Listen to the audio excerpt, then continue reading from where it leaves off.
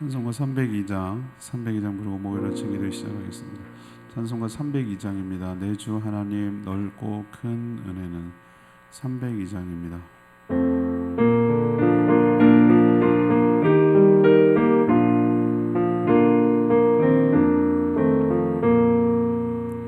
내 주 하나님 넓고 큰 은혜는 저 큰 바다보다 깊다. 너고 다투는 흘러 깊은 대로 저 한가운데 가보라. 언덕을 떠나서 장파에 메띠워 주 예수 은혜의 바다로 내 맘껏 정하라. 왜 너 인생을 언제나 거기서 저 큰 바다 물결 보고 의미 모르는 깊은 바다 속을 한 번에 하려 보라. 언덕을 떠나서 장파에 메띠워 내 주 예수 은혜의 바다로 내 맘껏 정하라. 많은 사람이 얕은 물가에서 저 큰 바다 가려다가 거리는 작은 파도 보고 마음 약해 못 가네. 언덕을 떠나서 장파에 메띠워 내 주 예수 은혜의 바다로 내 맘껏 정하라. 가거라 이제 곧 가거라 저 큰 은혜 바다 향해. 자네 내노를 저 깊은 대로 가라 막막한 바다로. 언덕을 떠나서 장파에 메띠워 내 주 예수 은혜의 바다로 내 맘껏 정하라. 찬양지 501장 두려운 마음 가진 자여 501장 부르겠습니다.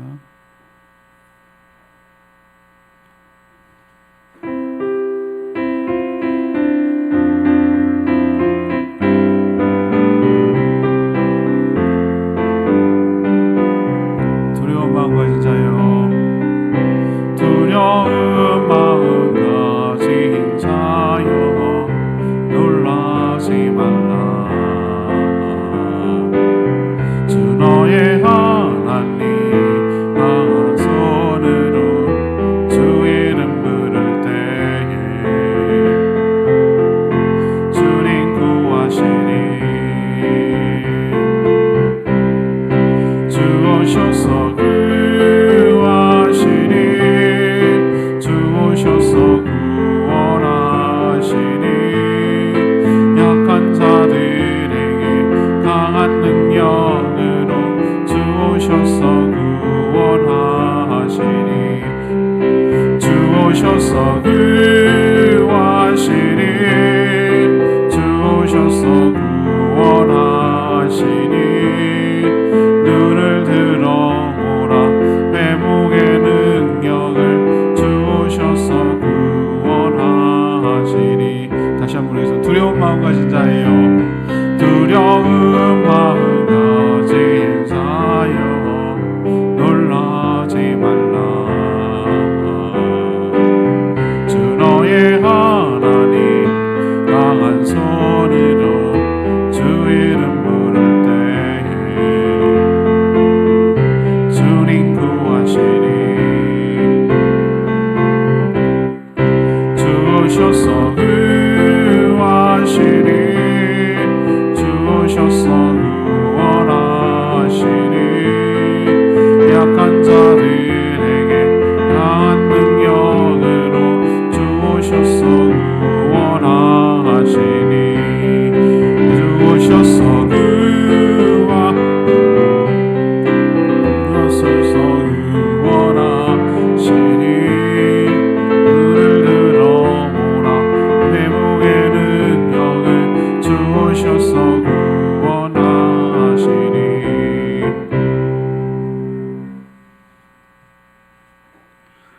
말씀 예레미야 30장 1절에서 11절까지 말씀 교독하겠습니다.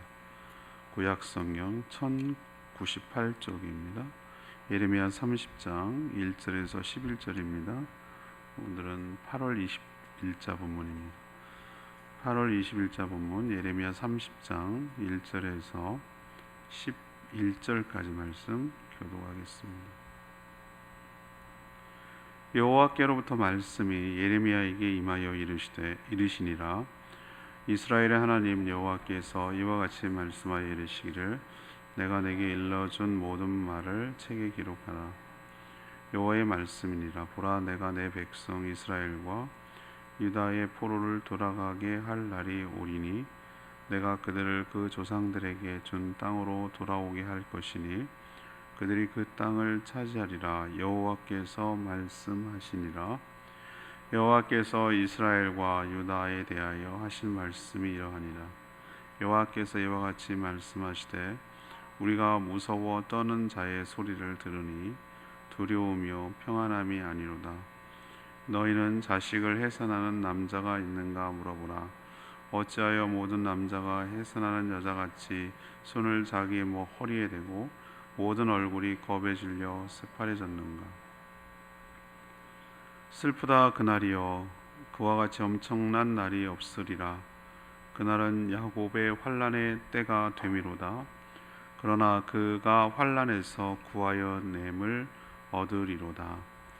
만군의 여호와의 말씀이라. 그날에 내가 내 목에서 그 멍에를 꺾어버리며 내 포박을 끊으리니 다시는 이방인을 섬기지 않으리라. 그들은 그들의 하나님 여호와를 섬기며 내가 그들을 위하여 세울 그들의 왕 다윗을 섬기리라. 여호와의 말씀이니라. 그러므로 나의 종 야곱아, 너는 두려워하지 말라. 이스라엘아, 놀라지 말라. 내가 너를 먼 곳으로부터 구원하고 내 자손을 잡혀가 있는 땅에서 구원하리니 야곱이 돌아와서 태평과 안락을 누릴 것이며 두렵게 할 자가 없으리라. 이는 여호와의 말씀이라. 내가 너와 함께 있어 너를 구원할 것이라. 너를 흩었던 그 모든 이방을 내가 멸망시키리라.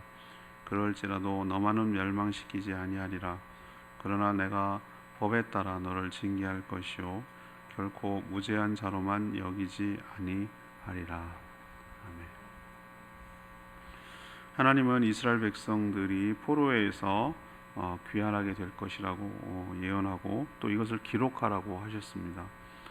이들은 하나님의 심판을 때문에 겁에 질려서 지금 두려움에 빠져 있습니다. 극심한 환난의 때에 바로 그 고통에서 구원하여 주실 거라고 말합니다. 다시는 이방인을 섬기지 않고 하나님이 세운 다윗 왕을 섬기게 될 것이라고 말합니다. 흩어졌던 자들이 돌아와서 태평과 안락을 누리게 될 것이다 라고 예언하는 내용이 오늘 내용입니다. 오늘 질문은 하나님의 구원은 어떤 특징이 있습니까? 하나님의 구원은 어떤 특징이 있습니까? 이것이 오늘의 질문입니다. 먼저 1절에서 7절까지의 말씀입니다.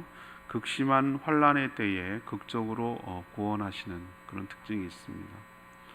30장부터 이 글의 분위기가 달라집니다. 하나님은 그 자신의 백성들, 곧 이스라엘 백성, 이스라엘과 유다의 그 포로들을 하나님 원래 조상들에게 주셨던 가나안 땅으로 돌아가게 할 것이다 이렇게 예언하면서 2절에 보니까 이 내용들을, 이 모든 말들을 기록하라고 하셨어요. 기록하라고 하신 이유가 뭐죠?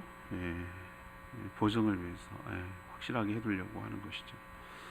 이미 이스라엘은 망한 나라죠. 북이스라엘을 뜻합니다. 또 이 예언은 단순히 바벨론으로부터 귀환을 의미하지 않아요. 요한계시록에 보면은 사단이 장악하고 있는 나라를 갖다 옛 바벨론이라고 표현하고 있어요. 바벨론은 거대 제국이긴 했지만 그렇게 로마 제국처럼 1000년을 끌고 그런 제국이 아니거든요. 여러분 알다시피 바벨론 다음에 메데, 바사, 페르시아가 오히려 패권을 많이 장악했지, 바벨론은 엄청나게 오랜 기간을 장악한 나라가 물론 강한 나라였습니다만, 그런데도 계시록은 저 바벨론이 망한 지 언젠데요. 요한이 쓴 사도 요한이 쓴 계시록은 그 뒤에 한참 뒤에 한 500년 뒤에 얘긴데도 바벨론을 언급하고 있어요. 그러니까 이게 바벨론이 갖는 메타포 은유가 뭐냐면은 사단이 지배하는 나라를 상징하는 것이라고 할 수 있겠어요. 그렇게 여기고 이 성경을 해석하면 훨씬 더 이해가 빨라요. 이거는 지금 막 섞여 있어가지고 우리가 제일 힘들고 어려워하는 부분이, 이게 이스라엘 백성들을 바벨론에서 끌고 나온다는 거야. 뭐야? 근데 하나님의 예언이 어떨 때 막 이렇게 우리가 보면은 섞여 있는 것처럼 느껴져요. 1차적으로는 맞아요. 바벨론의 느부갓네살랑에 끌려왔던 그 포로들을 다시 복귀한다는 의미가 있어요. 근데 그것만 의미하지 않고 이 예언이 먼 훗날, 아주 먼 훗날, 예수 그리스도 이후까지도 이렇게 멀리 내다보면서 모든 사단에 사로잡혔던 당신의 백성들을 하나님께서 다시 당신의 나라로 회복시켜 주는 것까지 이 염두에서 이렇게 보여줬기 때문에 예레미야가 그걸 환상을 보고 봤을 때는 그게 구분이 안 가요. 헷갈리는 거예요. 그래서 우리도 이걸 해석할 때 어려움이 있는 거예요. 그래서 근데 저는 다분히 이 예언은 먼 훗날 사단의 권세에 사로잡혔던 모든 당신의 택한 백성들을 하나님께서 회복시켜 주실 것까지도 염두에 둔 그런 예언이라고 저는 해석을 해요. 하나님의 택한 백성들, 그때가 언제냐? 이 구원의 때가 안정될 때가 아니에요. 평안할 때가 아니에요. 5절에서 7절까지 보면은 굉장히 힘들고 어렵고 무섭고 떨고 있을 때예요. 겁에 질려 있어요.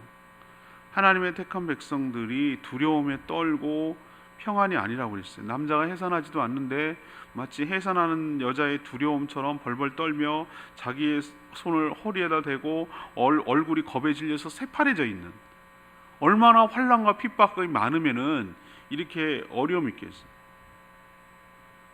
슬픈다 그날이 엄청난 날이 없으리라 환난의 때미로다, 이렇게 표현하는 걸로 봐서 이 구원에, 예수님도 마찬가지고 항상 공통점으로 얘기하는 것은, 아니 우리 같으면 아니 왜 그런 믿는 자들이 이렇게 환난을 당해야 돼요? 주님 그런 거 없이 그냥 건너뛰시고 바로 보내주시면 안 돼요? 그런데 항상 공통적으로 얘기하시는 게 있는데 바로 이렇게 꺼집어내면 얼마나 좋겠어요. 근데 환난을 겪는다는 거예요. 대환난이라고 해요. 대환난. 저는 이미 대환난이 시작되는지도 모르겠다 이런 생각이 드는 거예요. 믿는 자들이 대환난을 겪을 거예요. 딴 이유가 있는 게 아니라 그냥 예수 믿는다는 이유만으로 핍박을 받고 비난을 받고 조롱을 받을 날이 올 거라고 그랬어요. 우리나라는 그동안 그래도 잘 살아왔어요. 다른 중국이나 이런 뭐 여러 나라 보면은 뭐 이슬람 국가는 말할 것도 없고 얼마나 못 살게 굴고 얼마나 차별하고 얼마나 하는지 몰라요. 여러분 상상 초월이에요. 중국이요? 얼마나 믿는 사람들 핍박하는지 몰라요. 조직적으로 자기 공산 정권의 그 위해가, 그러니까 위협 요소가 될까봐 철저하게 탄압합니다. 아주 가루로 만들어 놓습니다. 그냥 점점 흩어져 가지고 아무런 힘을 못 쓰도록 만들어 놓는 전략을 써요. 그러나 지금 우리가 그동안 잘해왔는데 이제는 앞으로 저는 예측하기를 점점 힘들어질 거다라는 것이 예측이 돼요. 근데 정점에 이를 때, 새파랗게 질려서 벌벌 떨고 있는 그때, 공포에 질려 있을 때, 그때 이제 끝장나나 보다, 이래서 끝나나 보다 하는 그때가 바로 오늘 하나님 뭐라고 그랬어요? 그러나 7절에 반전이 일어나잖아요. 그러나 슬픈 날이고 엄청난 날인데, 그러나 그가 환난에서 뭐하여 내미로다? 구하여 내미로다. 그게 바로 구원의 때고 극적 반전이 일어나는 때예요. 하나님의 구원의 특징이 그래요.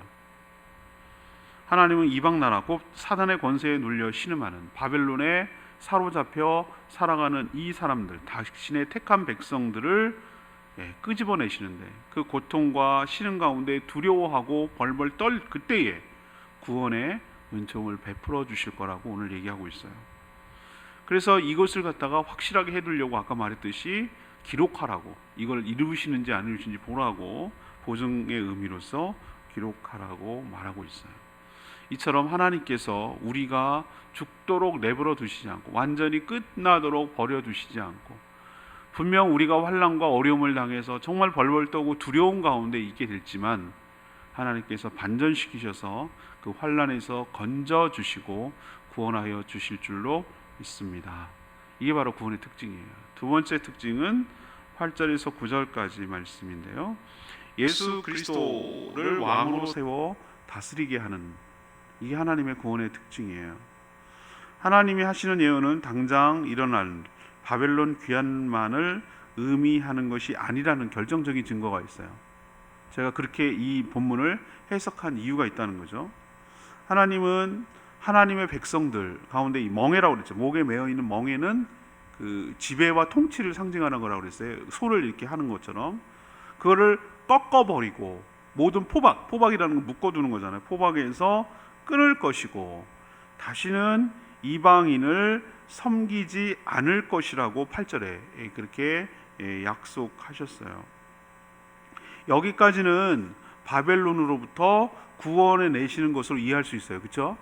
여기까지는 그런가 보다 이렇게 생각이 되는데, 그러나 그렇게 해방시킨 자들을 하나님을 섬길 수 있도록 그들을 위하여, 이런 표현을 써요. 그들을 위하여 한 왕을 세워 다스리게 하실 것인데 그 이름이 뭐라고요?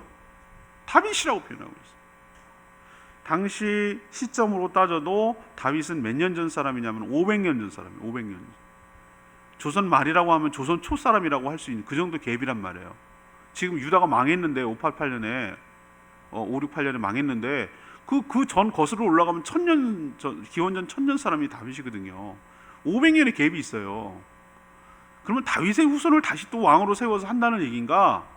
그렇게 볼 수도 있어요. 시드기야로 끝났는데 20대가, 그러면 어떻게 또 자손들이 살아서 다시 복원해서 왕권을 한다는 얘기인가? 우리나라 뭐 드라마처럼 뭐 이조 시대가 망했는데 다시 뭐 왕조 시대가 뭐 이런 거 아니에요. 이것을 해석하면은 저는 이렇게 해석이 돼요. 이것은 다윗이라고 말했을 때 이 다윗은 다윗의 언약에 근거한다는 건 맞고요. 다윗의 후손 가운데 메시아가 오실 거라는 것이 다윗 언약의 핵심 중에 하나거든요.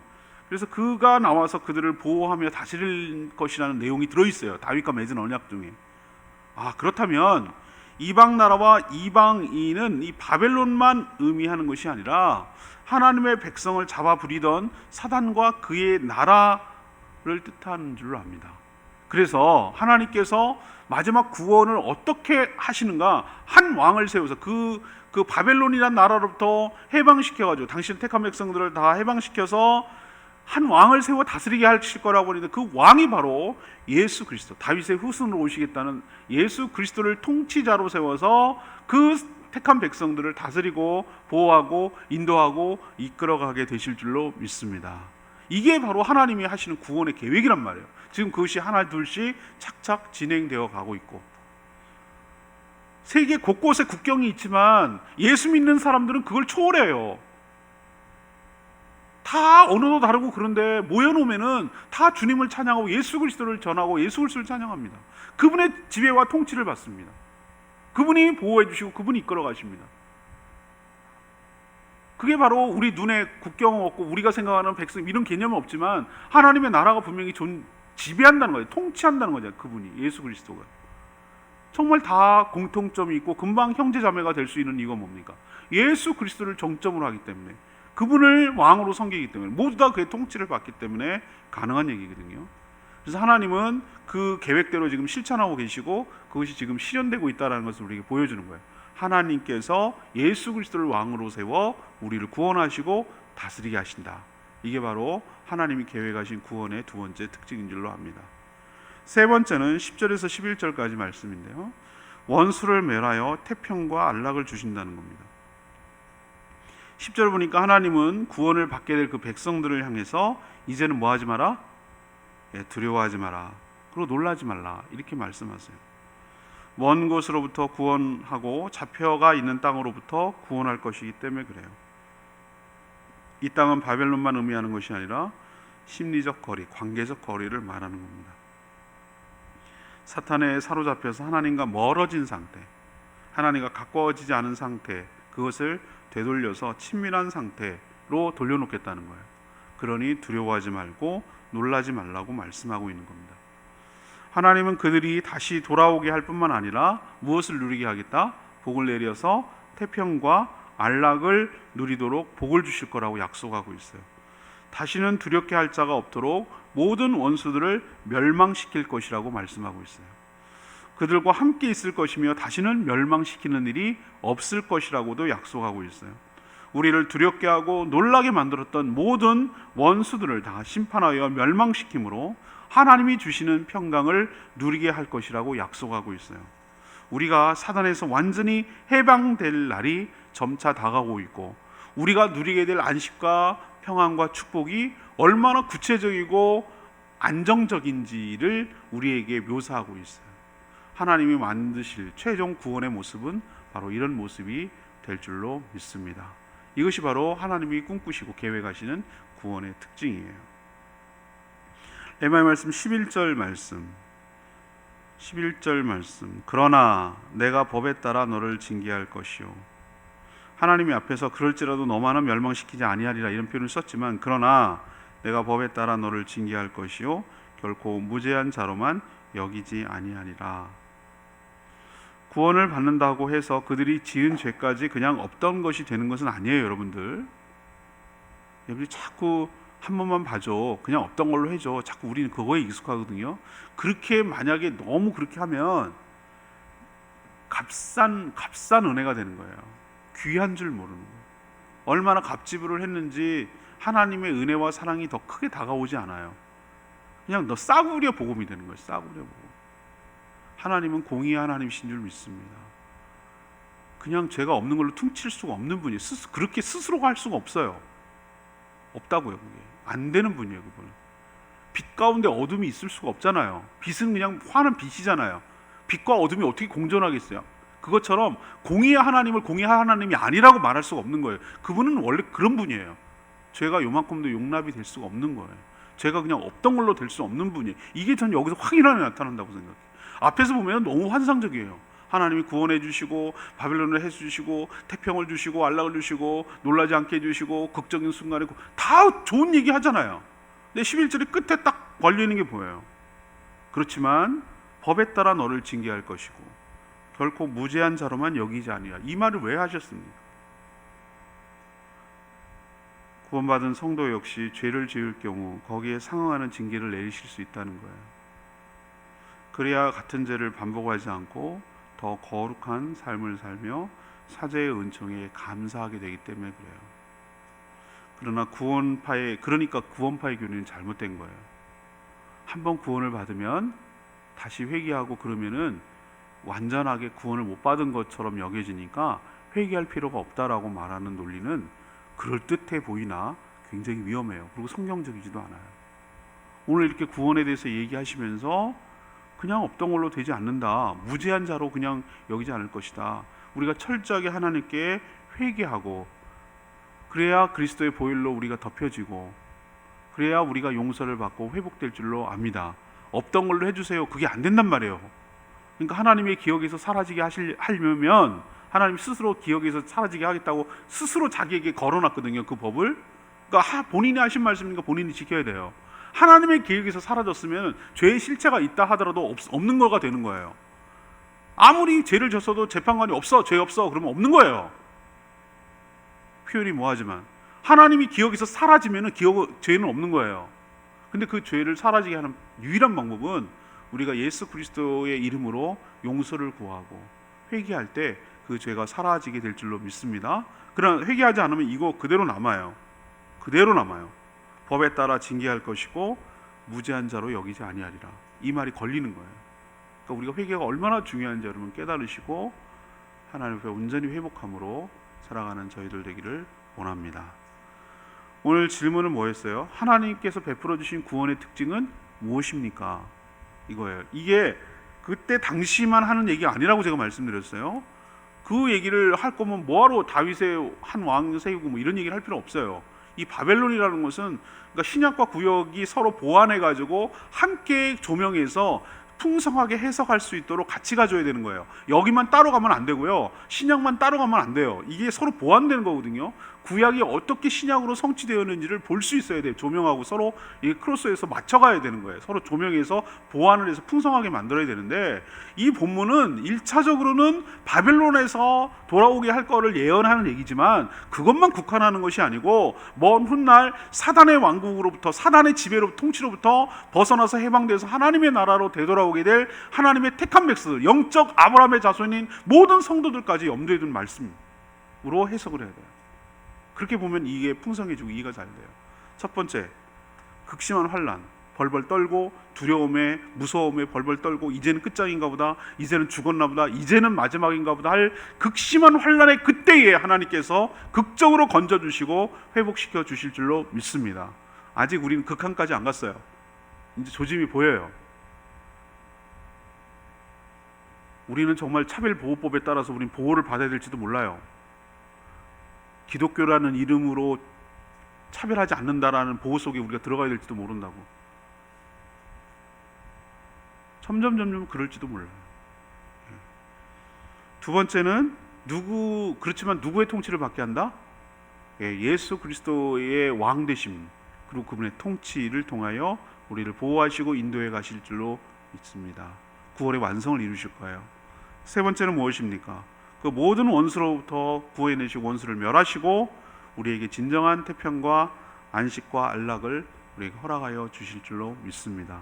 다시는 우리를 해하지 못해. 그게 하나님의 나라의 궁극적인 최종 모습이잖아요.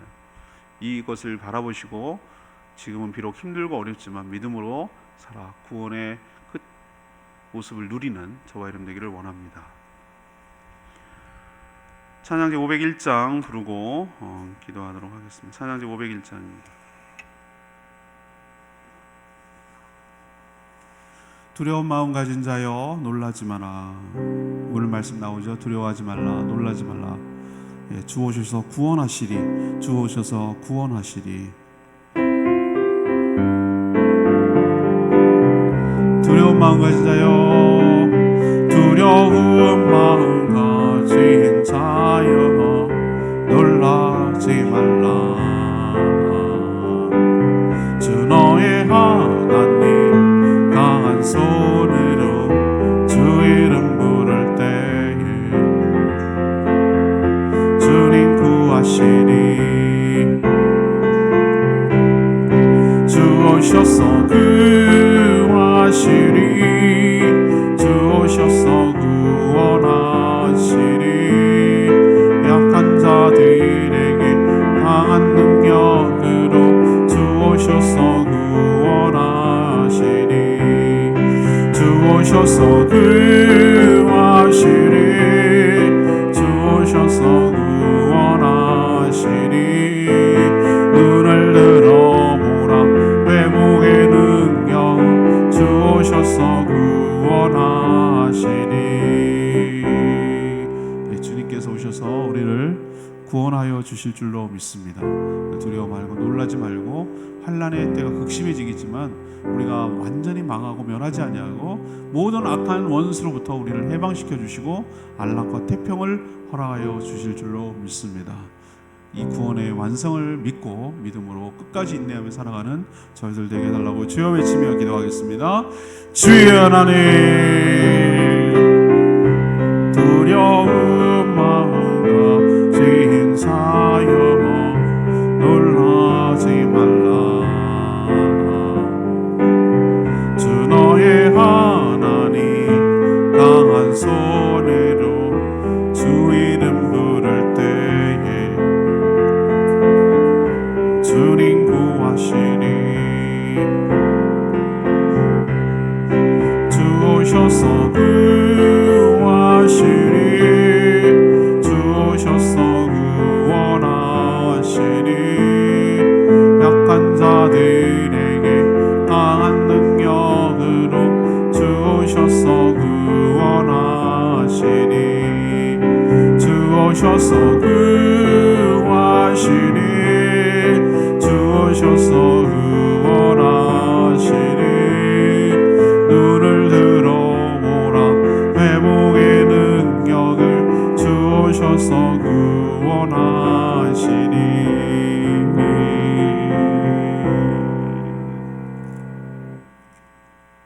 하나님, 우리가 극심한 환난으로 겁에 질려 두려워하고 슬플 날이 오겠지만 바로 그때가 하나님의 구원의 날이며 반전이 일어나는 때가 될 줄 믿습니다.